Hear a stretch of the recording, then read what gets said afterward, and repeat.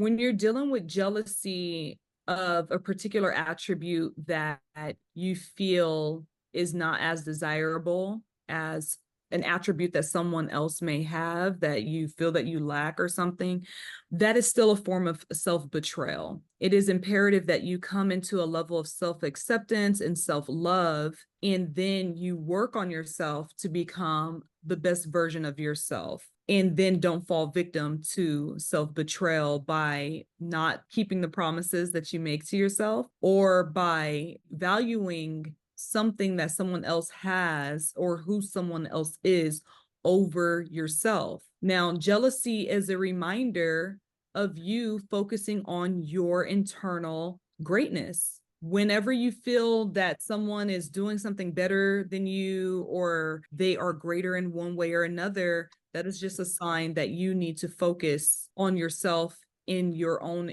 journey and improvement. Now, when you see someone that is doing great in their life in a way that it can incite a feeling of jealousy in you, it really should just be a reminder of your own greatness, because we're mirror reflections to one another. You can't even really see someone else's greatness if you don't have greatness inside of yourself. When you see amazing things in the world, these amazing things should be a form of inspiration to and for you, rather than something that you feel as though you lack. Jealousy really is, say, projected insecurity. Wherever you have that insecurity, it's projected insecurity. Wherever you have that insecurity, you need to heal and or work on yourself in that area. Both of those things. Jealousy is not something that should be demonized either, because when we demonize it, we try to suppress it.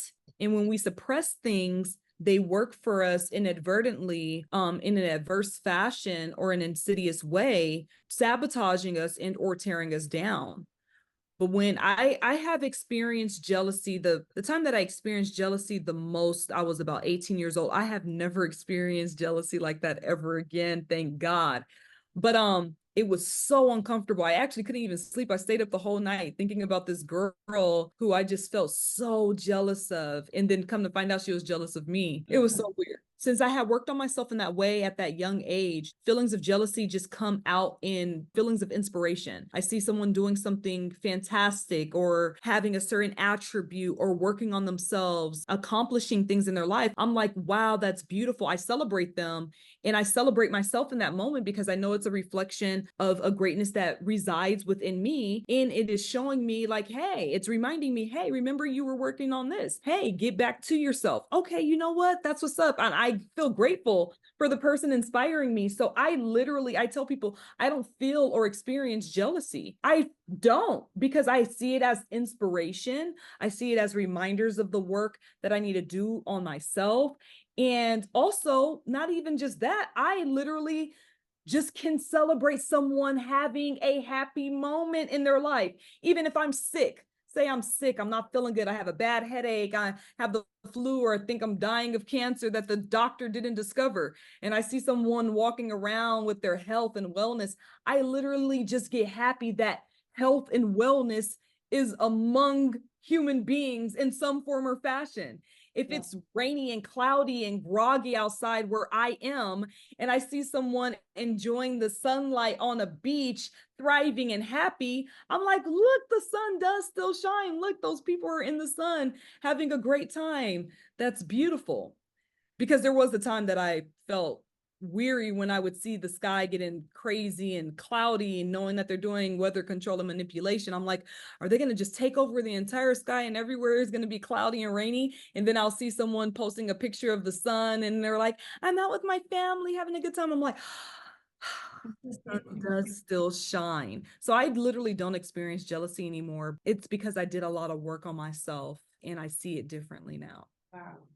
That's Yeah, beautiful. that's great. It's a reason why, I asked about the jealousy though, because like you said, it doesn't need to be demonized. I think people need to change their perception when it comes down to the concept of jealousy and how it works, because at the end of the day, when we try to suppress it and stuff like that, that's what makes you behave a certain way. It makes you Yes. it makes you like It's a lie. It turns into a lie. It gets twisted into something else because really it's just admiration, but with a little bit of uncomfortable feeling there, undesirable feeling there, and it's just like I kind of turned it Feel a into a little joke. Like, yo, I'm feeling a little. I be joking about it, and people be thinking like that I'm not joking. When I be like, yo, I'm feeling a little jealous right now, man. I be serious though, because I'm like, yo, you know, certain things that I want, but I make a joke of it because I really look at it kind of the way you look at it, where it's like an admirable thing. It's like it's something that I want, but at the same time, I'm so real with myself that I'm like, all right, you know, it's just not time for me to do that yet. I'm not ready to Yes. commit my intentions to what it takes to get those certain things, like whatever it may be, a newer car or whatever, or a bigger house or whatever, or a new apartment, whatever it is, whatever material, or it could be something else outside the material. But Yeah. long story short, I already know that I'm not intentionally ready to put certain energy there, or I'm just not there. So I'll joke about it and stuff like that. But I think the key is definitely awareness. It's definitely going to be awareness, because the more ignorant we are, is the more you're going to linger off into darkness, into negativity, and you're not going to know how to use things like jealousy with a pivotal structure. You're not going to be able to use jealousy in the right way and go through the course of it, because you're just stuck in it. You're not supposed to be stuck in jealousy. It's an emotion you're supposed to feel. You're supposed to come up with different concepts and different ways to get through. You're not supposed to get stuck with jealousy for a whole night sleeping. Like, I can't sleep, I'm jealous. You're not supposed to feel like that. Right. No. And another thing when it came to jealousy and where I am with it now is you'll see someone, like, I'm going to use beauty as an example. You can use beauty, you can use riches, you can use anything as an example. Like, say, for instance, someone comes into the world and they're born with leukemia and they are told that they're going to die at age 15 and they're about 14, and they see their bodies breaking down and they see other 15-year-olds going to prom and on dates. For me, I think about karma. Like, okay, I don't know what good karma this person did in their past life that they get to live past age 15. Let me celebrate them. They may have done a lot of work to heal people, save people from burning buildings. They may have sacrificed their own life for other people. They may have discovered the cure for cancers and other things that God is giving them an opportunity to live. And I may have done some things in my past life as to why in this lifetime I don't do those things that I feel jealous of. And maybe it's my karma to feel jealous of this particular thing. And so even with that state of mind, I get I feel a sense of peace and ease. Like, there's people who are jealous of careers like Beyonce and Rihanna and these people's talents and their beauty. And I'm like, you don't know what these people did in a past life to even earn this lifetime. Celebrate them. Avoidance is never the way to go. I say avoidance and ignorance going hand in hand. They do. It's I looked up, I want to Google and just typed up, you know what I'm saying, what is some facts about ignorance, and then they said that 4 out of 10 people will be willfully ignorant because it's convenient and it's easy to make excuses and get around that. So that's just willfully. Then you got people that are actually ignorant because they're actually not having the information. So then how much people are ignorant out of 10 people? It's ridiculous. So I think that's one of the big problems. We don't want the information and do the work to get to enlightenment. Yeah. You know, we still gonna feel all those emotions and go through all the negativity, but it's different when you got a certain mindset, you got a certain level of knowledge. Is going to be enjoyable going through, like, oh, this struggle, some of it turns into like character development now. So it's like, okay, it's not as painful. It's gonna be painful. It's not the same level of misery. You know what I'm saying? So that's what I can really say on that. Yeah, you said, like, we were taught, like, it's not taught how to navigate through these emotions. If we're being taught that there's 5 senses, wink, wink, right, Kateria? Like, if we're just being taught that, you know, we're like this, we're gonna think that level.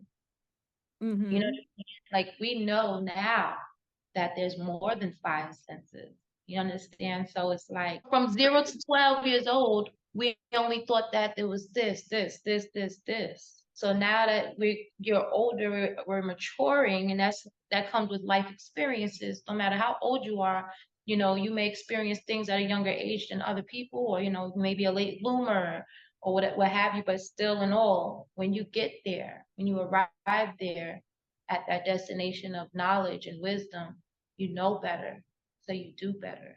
I noticed that you mentioned something about multiple lifetimes. Is that something you believe in? Yeah, absolutely. Why is that? because we, at the base of who we are, is energy, and energy never dies.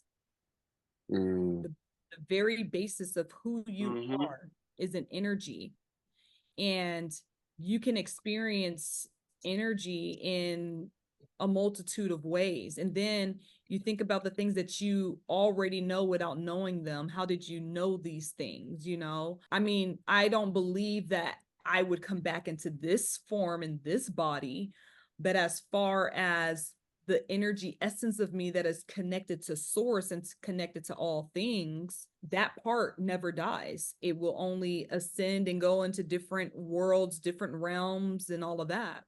I know in these things because of my abilities, my extra senses. I predict death, and I talk to people who live beyond these realms. And they share with me the different experiences of life after life and all of these things. So absolutely. So you don't believe in like the concept of heaven and hell?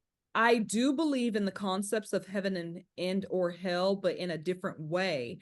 I believe that they are states of consciousness, and I believe that you earn your states of consciousness. Okay. Because the life that I lived, I've done 2.5 years in juvenile hall for something I didn't do. I've been locked up 9 times. I've been raped. I've been abused. I've been abandoned.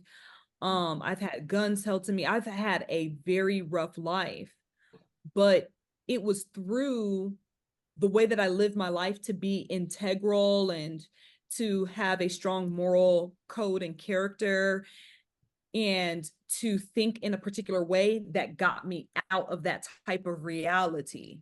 I live a totally different reality than what I did before, but what changed? I'm still in the same body, as my state of consciousness changed. Okay. So when I lived in hell, it was because my state of consciousness. I saw a bitch that I needed to fight. You know what I'm saying? Today I don't see too many. I saw one a couple of weeks ago, but anyway. But my state of consciousness is now, it's now shifted and programmed for a utopian era in livelihood. And so, yeah, heaven and hell are states of consciousness. And even when you leave this lifetime, you will collapse in. I call death a collapse. You will collapse in on yourself and face yourself, the things that you did, the things that you didn't do, the things that you were learning, so on and so forth. And based upon that final assessment during that collapse will determine the state of consciousness that you develop for your next reality and existence for what you need to learn. Interesting. So could you explain deja vu? So when it comes to your higher self, right? That is the part of you that lives forever. That is the part of you that is the energy that goes into different realms, so on and so forth. Well, that part of ourselves, our higher self, it goes beyond time. It goes beyond space and dimension and matter. It lives forever. It has been here already and will be here when we leave. It's just omnipotent and omnipresent. It is infinite. Exactly. And so when we experience moments of synchronicities and deja vu, it's because we've been there already. Our higher self has already seen it, already experienced it. And now our matter being and ego self is catching up to that reality that we have already tread. Interesting. Yeah, definitely. I agree with that. I've definitely had moments like, for example, like breakups. Like I actually like saw it before it happened, but for whatever reason, I was in disbelief until actual like, oh, this is deja vu. Then immediately after I say, oh, this is deja vu, then I go and repeat what I already saw a year ago, 6 months ago, etc. Yeah. I always thought I was crazy. Why is this happening? This is weird. So, how do you know that you're actually having like deja vu versus something that your imagination, something that you're making up in your own head? Well, deja vu feels familiar. Yeah, that's the thing about deja vu, is the familiarity of it. The only reason why I'm asking is because, for example, when I was younger, like 2011, I had like a female best friend, right? So long story short, she had a party. So before the party, I'm seeing like myself get shot, right? then it went from that to my cousin getting shot, and then it kind of reverted back to me. So that year, I was walking, right? And I took like one of those like church pamphlets, one of those. Mhm. And immediately when I grabbed it, a thought came to myself like, oh, you shouldn't have touched that. And then that after that, it was like a series of just deja vu of me thinking I'm gonna die that year. I was just having like deja vu about me talking about dying or me thinking about dying. So I'm thinking I'm gonna die. So now fast forward to the party, I'm like, okay, I'm seeing myself get shot, then I'm seeing my cousin get shot, then it went back to me. So I'm like, you know what? I'm tired of living like this. If I'm gonna die, let's go find out. So I go to the party, knowing all these things. I still go. Neither me and my cousin get shot, but there was a shooting. So my question is there a way to change your path or something that's supposed to happen based on action? Yeah, I mean, that's why I even say when it comes to astrology, it impels, it doesn't compel. Okay. When it comes to astrology, it shows you the different factors and indicators, like going to, you know, Florida, knowing or not knowing there's going to be a hurricane. If you Okay. know, you maneuver a certain way. You having been given the vision of your cousin and you all something happening, then you say, you know what, I'm going to go anyhow.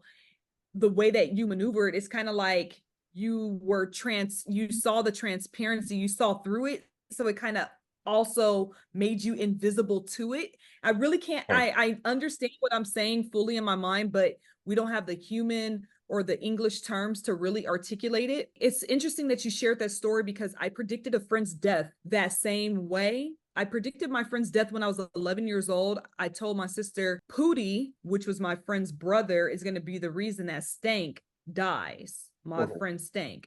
Years later, Stank was 22 years old. We went to a party. And when we went to this party, I was like, you guys, we got to leave. I feel a very bad feeling.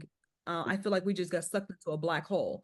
Okay. This feels dark. It feels nasty. Stank had lost his wallet. He was going off. He was going crazy. But then he ended up finding it. Okay, cool. I got my wallet. I was like, can we please leave? You guys, let's just go. Please, I'll make us some food. Let's go. Anyways, long story short, my friend and I, she felt the energy too. So she and I left. I get a phone call the next day from my friend Stank saying that he was in jail. Some niggas stole his wallet and he started busting up the house, busting up holes and stuff like that. And I was like, see, I told y'all we needed to leave. He was in jail for a few months after that. Then he got out of jail and his brother, they were at another party. His brother came and kind of held the party up, like, y'all stole my brother's wallet, so on and so forth. Then one day, Stink was at work and he got gunned down by one of the guys that was at the party and he was murdered. I had predicted his death 3 weeks before it happened and a week before it happened and told him and told everybody. I told everybody, I'm like, I told my friend, his friend at the time, a mutual friend, I said, well, what would you do if Sting died? This was 3 weeks before he died. He said, I don't know. I was like, would you cry? Because he was numb to emotion. He said, I don't know. Then a week before it happened, Stink was reminiscing really hard. And I'm like, dang, Stink, why are you reminiscing so hard? What, are you about to die? I said this in front of everybody. Then the next week, we get a phone call. Stink is dead. Stink is gone. I started laughing because I thought it was a joke. I thought they were lying. Like there's like I didn't just predict that out loud and predicted it several times, all of this stuff. Yeah, he died. But he would have changed his fate if he would have listened, if he would have took heed. When he called me that next day in jail, he was like, dang, I should have listened to you, so on and so forth. So Disclaimer. Anytime somebody says they spidey senses is tingling, follow orders. Like, I don't know why people be feeling like if somebody say, yo, I feel a bad vibe, I feel a bad vibe in the ear 3 times, it's time to go. I have helped people prevent death on more than one occasion. So, and just my most recent occasion was this past December. A client who's actually an actress, she works with Tyler Perry. She working in my program, the entire message in her curriculum, in her program, she was drowning. She wrote up the testimony and everything so I could share the story, but I won't share her name until she's comfortable sharing her name. My entire program with her was telling her, that she needed to learn how to release and let go and stop trying to control everything and stop trying to control life. And so I gave her different activities in order to learn this technique. So, well, one day she travels to Australia, and her friend, they're having a good time. They're on a boat, and her friend, they jump off the boat. Woohoo! They jump into the water. This client, she jumps into the water, and then she tries to swim to the top. And for some reason, she's not making it all the way to the top. She keeps getting sucked back down. She's like, that's funny. She swims back up. Happens again. She's like, okay, now she's trying to control everything. Like, okay, no, hold on. She's panicking. She's freaking out. She tries to grab the side of the boat, but it's just a metal slab. There's nothing to hold on to. And she just hears my voice telling her, you need to release, you need to let go, you need to stop trying to control everything. And so in that moment, she didn't have anything to do but to listen to me. So she let go, and then she released, and she totally surrendered. My whole program was teaching her how to surrender. And not my program, but that is her purpose in life. Everybody's purpose is different. I just happen to know the curriculum or whatever.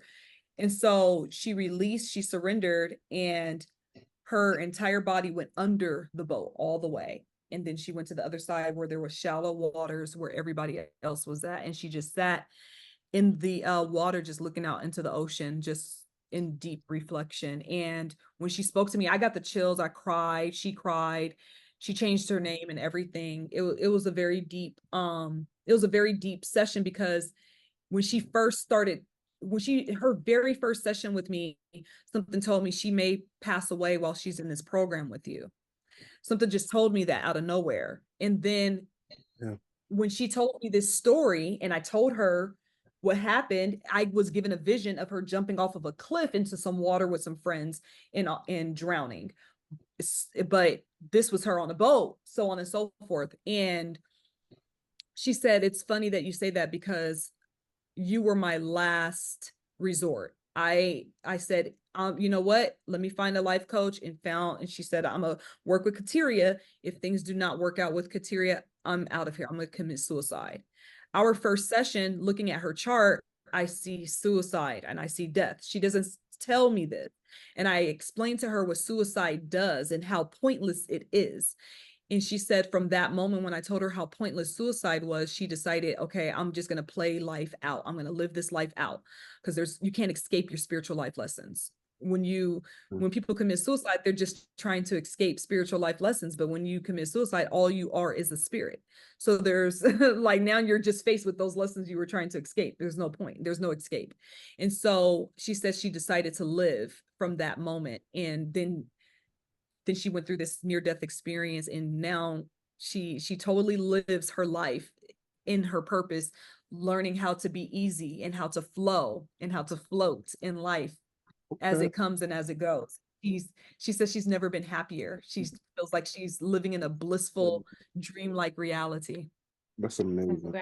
Congratulations for you for helping assist many challenges in this lifetime, a multitude of all walks of life. Yeah, definitely. I'm saying, really appreciate you for tapping in. Just based on what you've seen, right? Is there any way to be rich and famous without compromising your morals? Yes, there are a lot of people who are rich and famous who have not compromised their morals. Like, I think about Denzel Washington, Felicia Rashad. Of course, I don't know their personal stories, but I do know that there is a way. I mean, it's written in people's charts for them some people to be rich and famous. And, it to be a fine thing. They worked for it. Okay. Interesting. I could be rich and famous and not compromise my morals. Right. Okay. My best friend is also able to be rich and famous without compromising her morals. Like good morals, like being like a genuine, like, wholesome individual. Absolutely. Yeah. Okay. They want us to feel like you have to compromise your morals to live a good life. And it's a lie, bro. It's just a big lie. What can I say? I've been on YouTube for too long. They're famous for their good morals. People are famous. Some people are famous for that. Before, yeah, exactly. I know my popularity that I have is because of my good morals and the works that I've done. And within the next few years, I will be famous because of the work that I am currently doing. I will be a lot more popular and well known, and it's because of the work that I do. I work with celebrities now, Right. and my work is going to go higher and higher and higher. We celebrate you for that very reason, because we speaking it all to existence. No, 1000%. Like you have a certain like aura and vibe about you, so you're definitely gonna make it big for sure. Thank Yeah, you. I you appreciate give that. flowers now because the vibration is raising, so they're gonna appreciate people like you more anyway because of that off the rip. And then you putting this work in, it's only going to just make it go up and up, probably to levels you don't even expect. You know, levels you couldn't fathom or something. You never know. I mean, I believe it. Yeah, I'm going through a transformation right now. That's not the easiest, but I'm facing it. Right. It's beautiful though. It's Mm. beautiful. The glow shows, and that just shows all of the hard work being done, and you just leveling up. And it's like the higher you go, the more glow you are glowing with the sun. Like we're children of the sun, so we just gotta accept that glow, and stop fighting, because we like to try to control everything, like you said. And so it's like we have Uh-huh. to learn how to glow. Yeah. Let God, let go and let God, because once you let go, it just feels so good and free. Like, oh, okay, now I understand. Oh, okay, it's good. It looks good. It looks good on you. It looks good on all of us who want to glow up. You know what I'm saying? Who want Definitely. the best in other people, because it's not just about ourselves. No. So where can we find you, and what do you have coming up next? So right now you can find me on Instagram. You can find me. I'm going to start uploading to YouTube again. Kateria Knows. My Instagram is at Kateria Knows. There's no other extra characters or anything like that. I am on Facebook. I post sometimes on Facebook, and which is Kateria Knows on Facebook. I am the Mean Astrologer on TikTok. And really, the best way to connect with me is either Instagram or my website, which is executivelifemasterycoaching.com. Thank you so Thank you so much. much with Thank you us. for joining us. Thank We're you for gonna be joining closing out. You know what I'm Thank you for saying? having me. It's us. been an This was We really definitely a vibe. You know what I'm saying? This was definitely supposed to happen. I definitely need to be freed, so I will be in contact soon. Yes, she's the best. Fact. For Gotta release some def- shit. You know? You gotta be able to swim. You know what I mean? Yeah. I'm here to be of service. It would be an honor. Gracias. Yeah. So shout outs to the sponsors, everyone who's supporting on the check-in. We appreciate you, and definitely check out Kateria Knows. She is your astrology specialist. Peace.